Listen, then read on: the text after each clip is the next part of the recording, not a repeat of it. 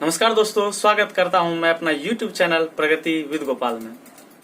दोस्तों, जैसा कि आपको पता होगा, Indian railway network is the fourth largest railway network in the world. So इस रेलवे में लोको पायलट के पद पर कौन ऐसा है जो सर्विस करना नहीं चाहेगा।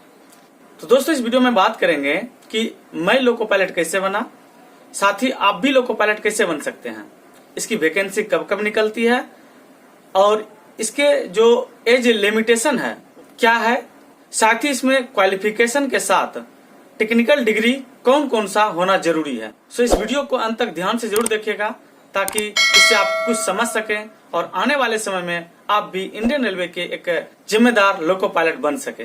तो दोस्तों, चलिए स्टार्ट करते हैं आज का ये वीडियो।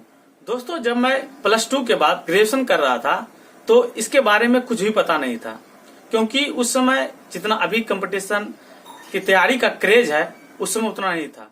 उसी पीछे एक दोस्त मिला जिन्होंने कि मुझे बताया कि कंपटीशन की तैयारी कैसे की जाती है, क्योंकि उसके फैमिली मेंबर में एक लोको पायलट के पद पर थे और उसी के प्रेरणा से वह भी तैयारी कर रहे थे। तो चूंकि जब दोनों साथ ही रहते थे, एक ही लॉज में रहते थे, तो उन्होंने बताया कि आप इस प्रकार से तैयारी करो तो आपकी भी सर्विस हो जाएगी। तो मैं चूंकि उस समय पढ़ रहा था और पढ़ा रहा था, दोनों ही हो रहा था। कुछ तैयारी कर रहे थे दोस्तों के साथ मिलकर, परंतु चूंकि वहां ज्यादा व्यवस्था नहीं था पढ़ाई का, कंपटीशन के तैयारी का, तो ग्रेजुएशन होने के बाद मैं पटना चला आया। चूंकि दोस्त पहले ही पटना आ चुके थे और उसी के सजेशन से मैं भी पटना गया।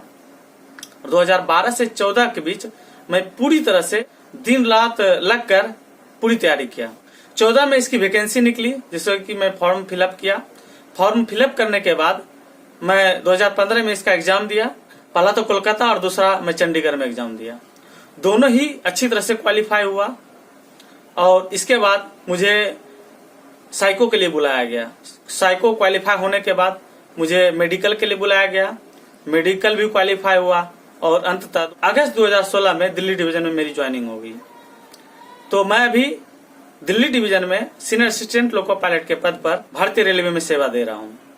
तो मेरे भी मन में आया कि मैं अपने दोस्तों को जो कि अभी प्रिपरेशन कर रहे हैं उसे गाइडलाइन दे सकूं, क्योंकि बहुत तरह के अफवाहें उड़ रहे हैं अभी कि अभी वैकेंसी नहीं निकलेगी तो सिलेबस हार्ड होते जा रहा है, या जो साइको का तैयारी है वो बहुत वास्ट है।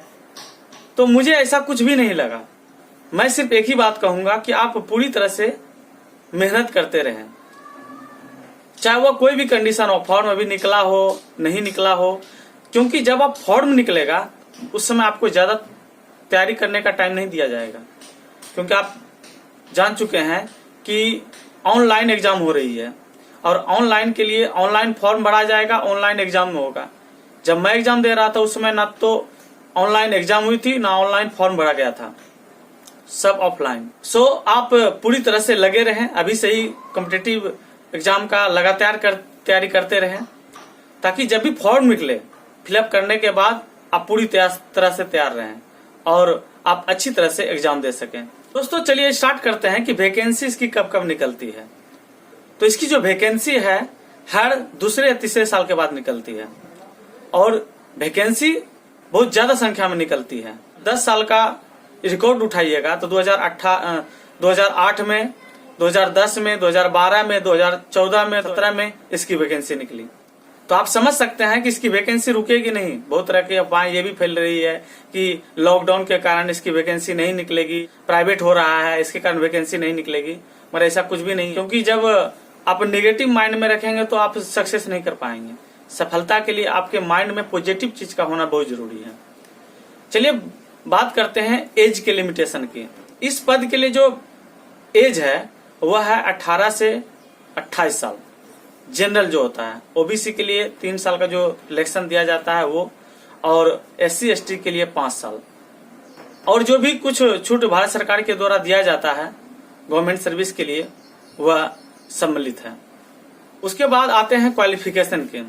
तो इसके लिए क्वालिफिकेशन कम से कम मैट्रिकुलेशन या इसके समकक्ष है। साथ ही इसमें टेक्निकल डिग्री का होना जरूरी है। टेक्निकल डिग्री में ITI साथ में डिप्लोमा या बीटेक। और इसमें भी ट्रेड, सही ट्रेड का होना जरूरी है। अगर आप ITI किए हैं, डिप्लोमा किए हैं या बीटेक किए हैं और जो कि मैं बता रहा हूं इस ट्रेड से नहीं किए हैं, तो आप असिस्टेंट लोको पायलट के लिए फॉर्म फिलअप नहीं कर पाएंगे। इसलिए मैं जो बता रहा हूं इस पर विशेष ध्यान दीजिएगा। दोस्तों चलिए स्टार्ट करते हैं टेक्निकल डिग्री के ट्रेड के बारे में।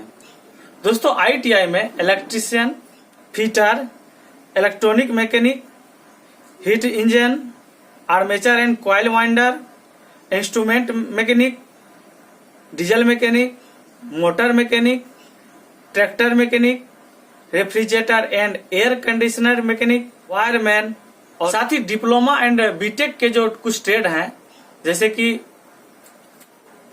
Electrical engineering, electronic engineering, mechanical engineering, automobile engineering या फिर दोनों के कॉम्बिनेशन जैसे इलेक्ट्रिकल एंड इलेक्ट्रॉनिक इंजीनियरिंग। अगर आप civil engineering, computer science, information technology से डिप्लोमा या बीटेक करते हैं तो आप असिस्टेंट लोको पायलट के लिए फॉर्म फिलअप नहीं कर पाएंगे। इसलिए जब भी आप ट्रेड चुने, दिए गए लिस्ट में से किसी एक ट्रेड को चूज करें ताकि आने वाले समय में आपका बेहतर भविष्य हो सके। दोस्तों इससे संबंधित और भी कुछ बातें हैं जो कि एक वीडियो में कहना मुश्किल है क्योंकि ये बहुत लंबी हो जाएगी ये वीडियो।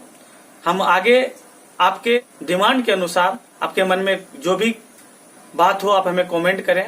कमेंट को मैं पढ़कर आपकी समस्याओं को सुलझाने का वीडियो के माध्यम से प्रयास करूंगा और जहां तक होगा मैं आपकी मदद हर संभव तक करूंगा।